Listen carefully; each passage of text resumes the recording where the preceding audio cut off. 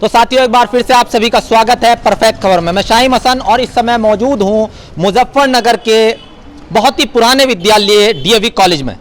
और ये विद्यालय एक ऐसा विद्यालय है जिससे लाखों छात्र पढ़कर निकले और कामयाबी के शिखर को छू रहे हैं। लेकिन फिलहाल मैं जिस मुद्दे पर बातचीत करने आया हूं, मुझे नहीं पता कि आप इसे कितनी अहमियत देंगे, आपके नज़दीक इसकी इंपॉर्टेंस है कि नहीं है, लेकिन मेरे नज़दीक ये चिंता की बात है।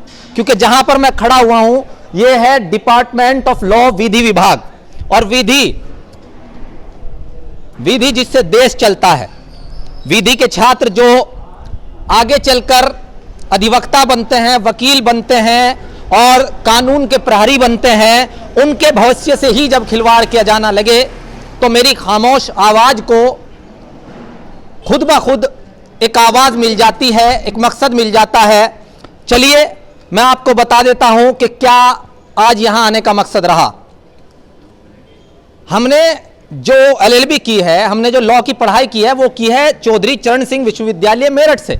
लेकिन पिछले साल या 1.5 साल पहले ऐसा होता है कि अचानक से यूनिवर्सिटी बदल करके महाशाकुंभरी यूनिवर्सिटी सहारनपुर में शिफ्ट हो जाती है, यूनिवर्सिटी बदल जाती है। लेकिन अचानक मुझे पता लगता है कि एक जो छात्र थे वो बता रहे थे कि भैया अभी BCI bar council of India से महाशाकुंभरी यूनिवर्सिटी को एफिलिएशन नहीं मिला है, हरी झंडी नहीं मिली है, लेकिन 2 सेमेस्टर करा चुके हैं, विद्यालय 2 सेमेस्टर करा चुके हैं। अरे भाई ऐसी क्या जल्दी थी आपके पास? चलिए, एक छात्र हैं जो बेचारे लड़ते रहते हैं। फिलहाल तो छात्र नेताओं की आवाज खामोश चल रही है क्योंकि ज्यादातर एबीवीपी से थे और उनको जो है मकसद मिल गया है, सत्ता के सुख भोग रहे हैं। लेकिन आज आपने जो एक ज्ञापन दिया है वो किन किन मुद्दों को लेकर दिया है? सबसे पहला मुद्दा ये है कि जब द्वितीय सेमेस्टर का हमारी परीक्षा कराई गई उसका अभी तक रिजल्ट जारी क्यों नहीं किया गया। एक मुद्दा यह है कि नवीन सत्र के लिए प्रथम मेरिट जारी नहीं की गई अब तक, जबकि रजिस्ट्रेशन हुए लगभग 1 महीने से ज़्यादा हो चुका है।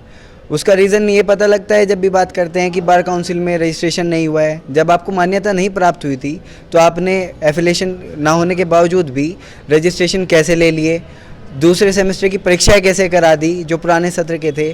अब इस तरह से तो समस्या उत्पन्न हो रही है बच्चों के साथ में, जिनके एडमिशन भी हैं और जिनके होने भी हैं। जी, ये सही कह रहे हैं, सिर्फ राजनीति चमकाने के लिए? नहीं, ये सही कह रहे हैं।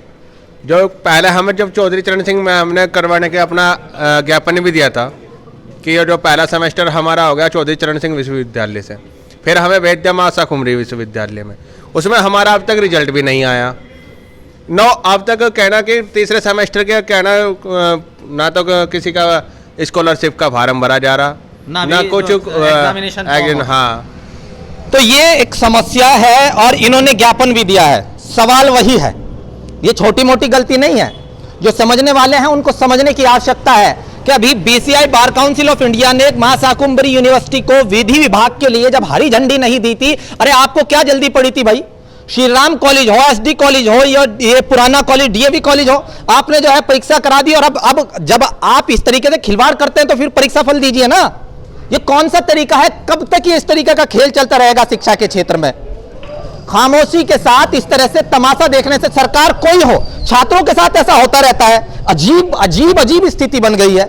हम सिर्फ सोशल मीडिया पर लिखने के लिए रह गए हैं छात्र, और बड़े मतलब जो है जब नारे लगते हैं तो बड़े कूद करके जाते हैं। लेकिन ऐसे विषयों पर आरटीआई लगाइए, प्रदर्शन कीजिए। मैं उकसा नहीं रहा हूं, प्रदर्शन कानून के हिसाब से कीजिए, ज्ञापन दीजिए। और ये जो इस तरीके से खेल चलता है, भाई आपको इतनी जल्दी क्या थी? और अब है तो फिर बीसीआई से हरी झंडी दिलवा दीजिए, और झंडी दिलवाने के बाद इनका जो एग्जामिनेशन फॉर्म है, स्कॉलरशिप का फॉर्म है, इनके जो आगे की जो पढ़ाई है उसके परीक्षा फल ला करके उसको चालू कीजिए। लेकिन नहीं साहब, आपको इन चीज़ों से कोई मतलब नहीं है। लेकिन मेरी कोशिश जारी है। मुझे नहीं पता इस मेरी आवाज़ को, अमन जैन की आवाज़ को, इन छात्रों की आवाज़ को कितने लोग देखेंगे, कितने लोग सुनेंगे। लेकिन मेरा काम था खामोश पड़ी मेरी आवाज़ को फिर से उभारना, और मैंने वो किया है। हालांकि मैं पिछले कुछ महीनों से काम नहीं कर रहा हूं क्योंकि क्या फ़ायदा, ना आप पर कोई प्रभाव पड़ने वाला है। और सरकार तो भैया इतनी ज़्यादा पावर के साथ सत्ता में है तो हमारी आवाज़ें तो टकरा करके वापस लौटने वाली हैं।